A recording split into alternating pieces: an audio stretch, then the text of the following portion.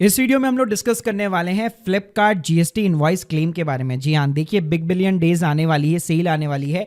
तो अगर आप जीएसटी का इनपुट टैक्स क्रेडिट लेना चाहते हैं फ्लिपकार्ट के ऊपर तो कैसे आप ले सकते हैं, क्योंकि यहाँ पे अमेजोन से एकदम ही डिफरेंट प्रोसेस है। कोई भी आपको सेपरेट अकाउंट नहीं बनाना, कैसे आपको जीएसटी एलिजिबल सेलर ढूंढने हैं फ्लिपकार्ट के अंदर, पूरा प्रोसीजर स्टेप बाय स्टेप बताने वाला हूं। तो प्लीज पूरा वीडियो जरूर देखिएगा। वैसे स्टार्ट करने से पहले बताना चाहूंगा, हम लोगों ने अमेजोन के ऊपर भी सेपरेट पूरा वीडियो बना रखा है। अगर आप लोगों ने चेकआउट नहीं किया, मैं आपको लिंक जो है डिस्क्रिप्शन बॉक्स के अंदर प्रोवाइड कर दूंगा। तो सबसे पहले बात करते हैं कि अगर फ्लिपकार्ट के ऊपर आपको जीएसटी का क्लेम उठाना है या अल्टीमेटली आप कह सकते हैं आपको क्रेडिट लेना है, तो क्या क्या चीजें आपको चाहिए होगी। तो देखिए, एक तो आपके पास में रेगुलर जीएसटी नंबर होना चाहिए, कंपोजिशन वाला जीएसटी नंबर यहाँ पे नहीं चलेगा। साथ में जो प्रोडक्ट आप बाय कर रहे हैं वो सिंपली आपके बिजनेस पर्पस के लिए हो सकता है। तो जैसे आईफोन हो गया, कोई भी फोन हो गया, laptop, furniture, big appliances, air conditioner, कोई भी किसी भी टाइप का इलेक्ट्रॉनिक आइटम हो गया। अब बात करते हैं कि भाई इसको क्लेम कैसे करना है, तो सीधा मैं ले चलता हूं आपको फ्लिपकार्ट की वेबसाइट के ऊपर, और ये एक्सक्लूसिव लिंक मैं आपको डिस्क्रिप्शन बॉक्स के अंदर प्रोवाइड कर दूंगा, जिससे आप इजीली जितने भी जीएसटी रजिस्टर्ड सेलर्स होंगे उनको आप फाइंड आउट कर पाएंगे। तो एग्जांपल के लिए मान लीजिए आप बिग बिलियन डेज के अंदर जो है आईफोन 15 यहाँ पे जो है परचेज करना चाहते हैं। तो जैसे मान लीजिए मैंने आईफोन 15 सर्च किया। अब यहाँ पे स्क्रीन के सामने आप देखेंगे काफी सारे मॉडल आ चुके हैं। अब यहाँ पे हमेशा आपको एक चीज ध्यान रखनी है, कोई भी प्रोडक्ट अगर आप सर्च कर रहे हैं तो यहाँ पे मेक श्योर कीजिए, अगर आप नीचे जाएंगे तो यहाँ पे सेलर का नाम आता है।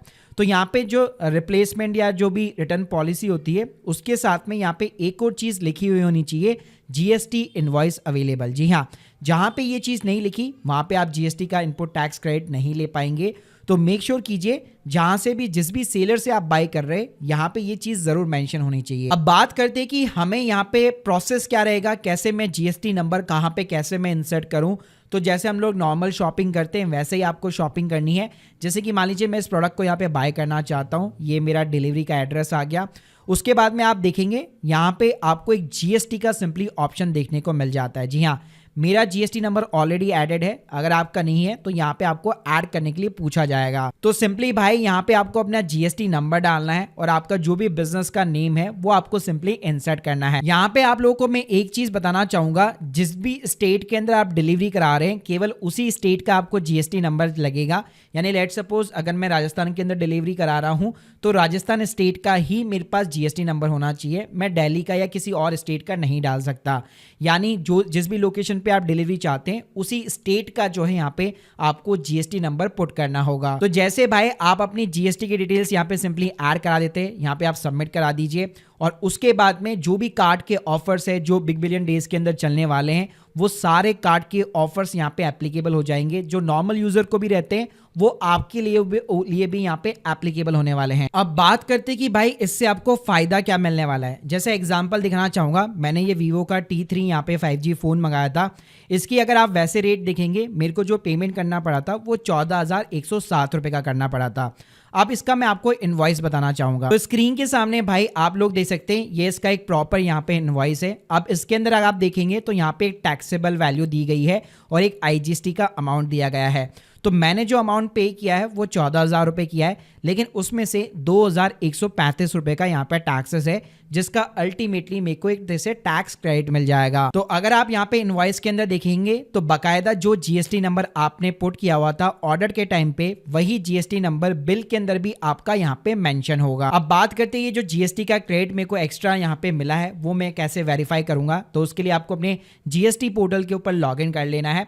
तो यहाँ पे जो है आप क्वार्टरली और मंथली बेसिस पे चेकआउट कर सकते हो। जैसे कि अगर मेरे पास में जून का इनवॉइस है तो मैं यहाँ पे सिंपली जो है अपना जून वाला पीरियड सेलेक्ट कर लेता हूँ, और आपकी जो GSTR2 भी होगी उसके अंदर आपको उसकी जो डिटेल्स होगी सेलर की वो आपको देखने को मिल जाएगी। जैसे आप स्क्रीन के सामने देख सकते हैं यहाँ पे बहुत सारे सेलर है। तो मैंने क्या किया, इनवॉइस के अंदर जो सेलर का नाम था एग्जैक्ट मैंने यहाँ पे वो सर्च किया, और स्क्रीन के सामने आप देख सकते हैं एग्जैक्ट जो इनवॉइस के अंदर मेरे को दिखा रहा है 2,135 रुपए का आईजीएसटी मेरे जीएसटी वाले पोर्टल के अंदर मेरे को यहाँ पे शो करने लग गया है।